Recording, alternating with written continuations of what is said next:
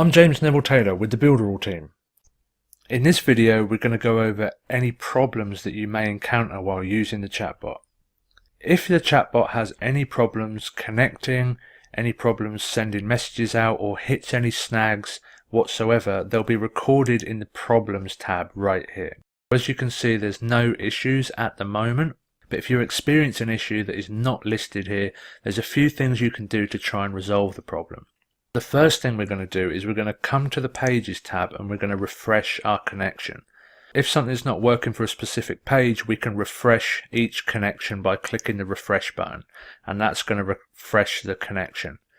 If that doesn't work, we can do a complete logout and log back in. If we click the Facebook logout button at the top, it will log us out of Facebook so we can change permissions for the pages. If we click continue with Facebook again, continue again, you can check that all of your pages are selected that you want to be selected, then click next and check that all the permissions are granted, set to yes, and click done.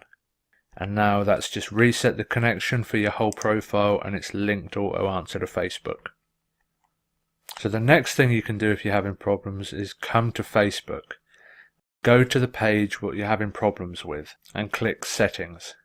From here we go to Messenger platform and we scroll down and we check all the domains that we're trying to use the chatbot on are in the whitelisted domains section. Remember to add both the HTTPS your domain and the HTTPS www.yourdomain and click save. Also make sure that you are approved for subscription messaging. Without being approved for subscription messaging, you won't be able to send out messages at all. If after taking all of these steps you're still having problems, then make sure to open a support ticket and support will be able to help you. That's it for this video. In this video we went over the various problems you can face in the chatbot.